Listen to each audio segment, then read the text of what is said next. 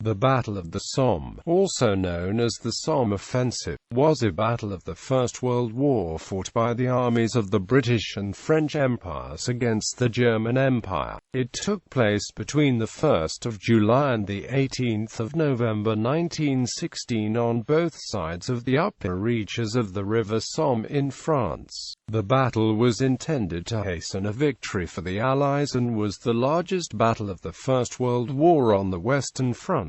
More than 1 million men were wounded or killed, making it one of the bloodiest battles in human history. The French and British had committed themselves to an offensive on the Somme during Allied discussions at Chantilly-Poissy in December 1915. The Allies agreed upon a strategy of combined offensives against the Central Powers in 1916 by the French, Russian, British and Italian armies, with the Somme Offensive as the Franco-British contribution. Initial plans called for the French army to undertake the main part of the Somme Offensive, supported on the northern flank by the Fourth Army of the British Expeditionary Force. When the Imperial German Army began the Battle of Verdun on the Meuse on the 21st of February 1916, French commanders diverted many of the divisions intended for the Somme, and the supporting attack by the British became the principal effort. The first day on the Somme saw a serious defeat for the German Second Army, which was forced out of its first position by the French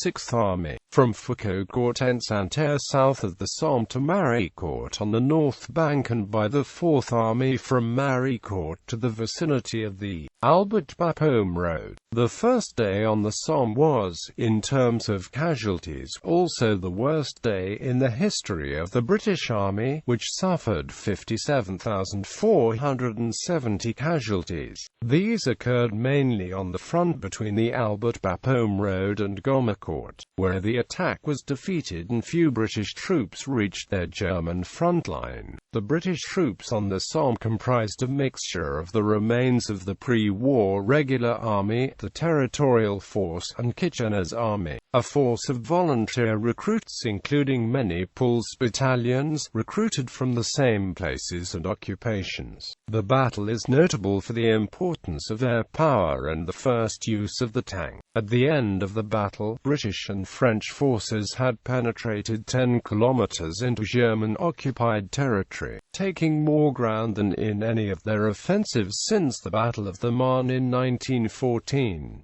The Anglo-French armies failed to capture Péronne and halted 5 kilometers from Bapaume, where the German armies maintained their positions over the winter. British attacks in the Ancre Valley resumed in January 1917 and forced the Germans into local withdrawals to reserve lines in February, before the scheduled retirement to the Siegfriedstellung began in March. Debate continues over the necessity, significance and effect of the battle. David Frum opined that a century later, the Somme remains the most harrowing place name in the history of the British Commonwealth. Background: strategic developments. Allied war strategy for 1916 was decided at the Chantilly Conference from 6 to 8 December 1915.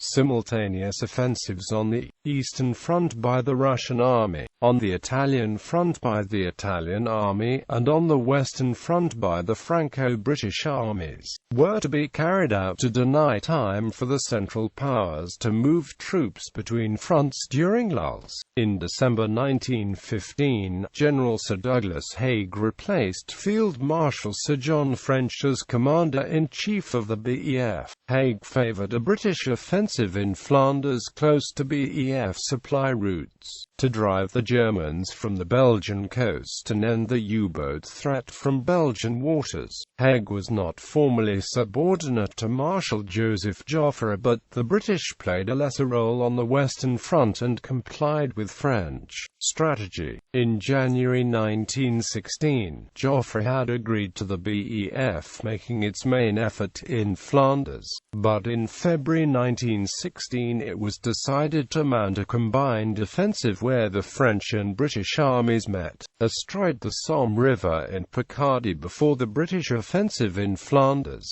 A week later the Germans began an offensive against the French at Verdun. The costly defense of Verdun forced the French army to commit divisions intended for the Somme offensive, eventually reducing the French contribution to 13 divisions in the 6th Army against 20 British divisions. By the 31st of May, the ambitious Franco-British plan for a decisive victory had been reduced to a limited offensive to relieve pressure on the French at Verdun with a battle of attrition on the Somme. The chief of the German General Staff, Erich von Falkenhayn, intended to end the war by splitting the Anglo-French Entente in 1916, before its material superiority became unbeatable. Falkenhayn planned to defeat the large amount of reserves which the Entente could move into the path of a breakthrough, by threatening a sensitive point close to the existing front line and provoking the French into counter-attacking German positions.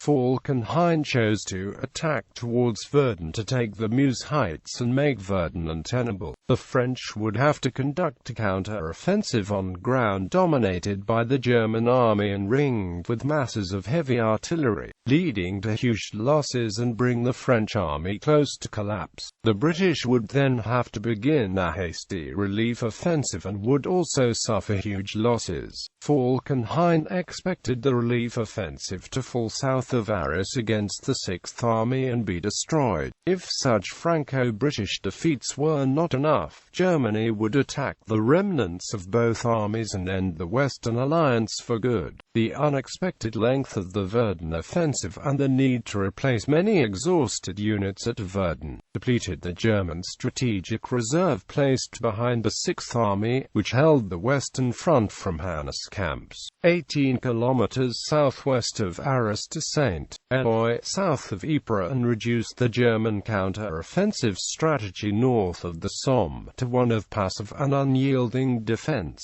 Battle of Verdun. The Battle of Verdun began a week after Joffre and Haig agreed to mount an offensive on the Somme. The German offensive at Verdun was intended to threaten the capture of the city and induce the French to fight an attrition battle, in which German advantages of terrain and firepower would cause the French disproportionate casualties. The battle changed the nature of the offensive on the Somme, as French divisions were diverted to Verdun, and a main effort by the French diminished to a supporting attack for the British. German overestimation of the cost of Verdun to the French contributed to the concentration of German infantry and guns on the north bank of the Somme. By May, Joffre and Haig had changed their expectations of an offensive on the Somme, from a decisive battle to a hope that it would relieve Verdun and keep German divisions in France, which would assist the Russian armies conducting the Brusilov offensive. The German offensive at Verdun was suspended in July, and troops, guns, and ammunition were transferred to Picardy, leading to a similar transfer of the French 10th Army to the Somme front. Later in the year, the Franco-British were able to attack on the Somme and at Verdun sequentially, and the French recovered much of the ground lost on the east bank of the Meuse in October and December. Brusilov offensive. The Brusilov offensive absorbed the extra forces that had been requested on the 2nd of June by Fritz von Below, commanding the German 2nd Army, for a spoiling attack on the Somme. On the 4th of June, Russian armies attacked on a 200 miles front, from the Romanian frontier to Pinsk, and eventually advanced 93 miles,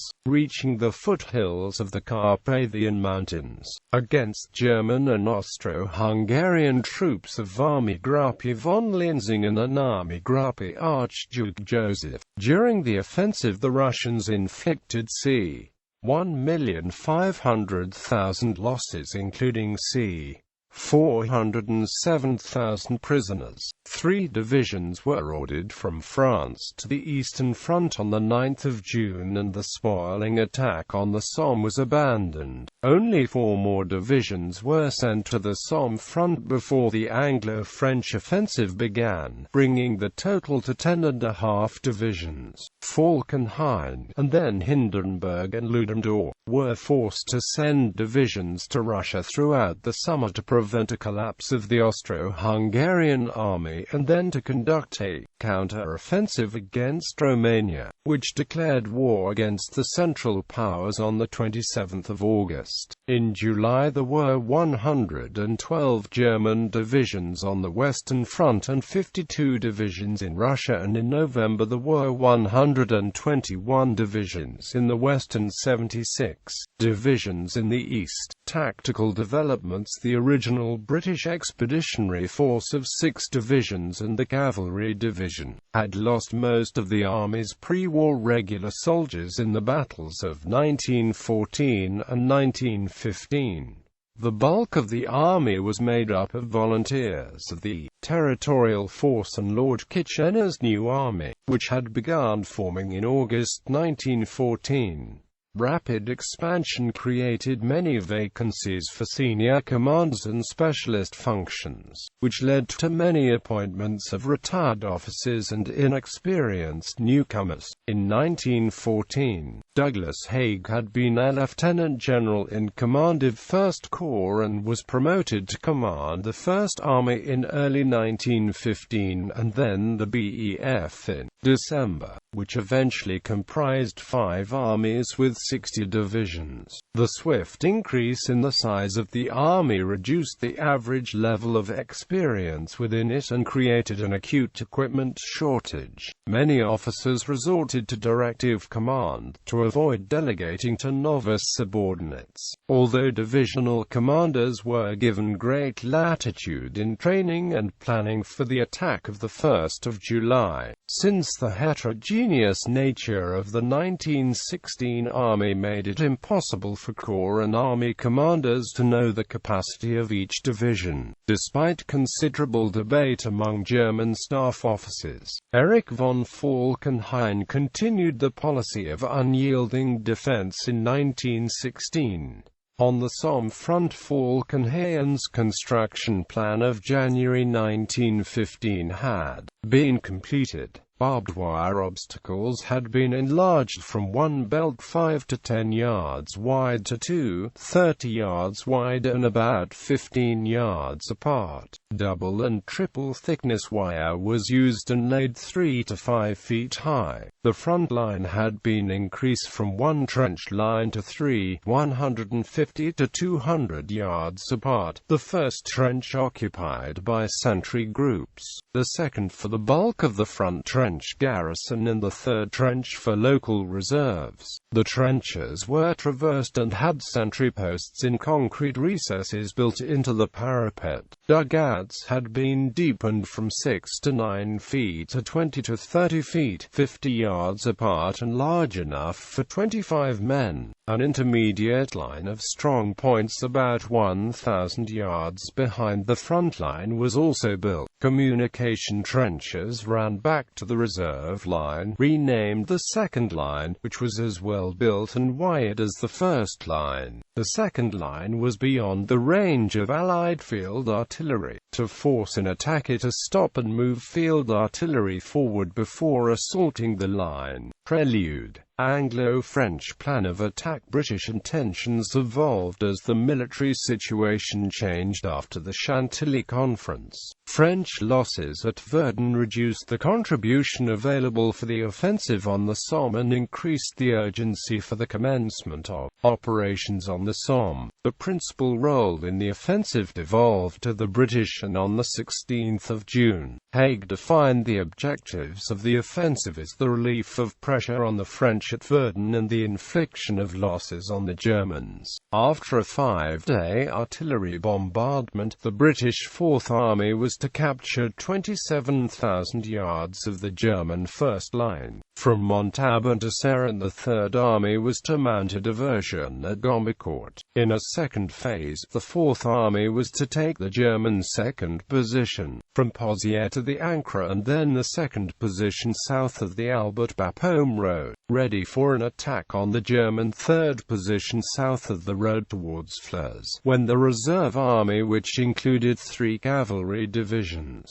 would exploit the success to advance east and then north towards Arras. The French Sixth Army, with 1 corps on the north bank from Maricourt to the Somme and 2 corps on the south bank southwards to Foucaulcourt, would make a subsidiary attack to guard the right flank of the main attack being made by the British. German defences on the Somme after the of 1915. A third defence line, another 3,000 yards back from the Stützpunktlinie, was begun in February 1916 and was almost complete on the Somme front when the battle began. German artillery was organized in a series of Streifen. Each officer was expected to know the batteries covering his section of the front line and the batteries ready to engage fleeting targets. A telephone system was built with lines buried 6 feet deep for 5 miles behind the front line to connect the front line to the artillery. The Somme defenses had 2 inherent weaknesses that the rebuilding had not remedied. The front trenches were on a forward slope, lined by white chalk from the subsoil and easily seen by ground observers.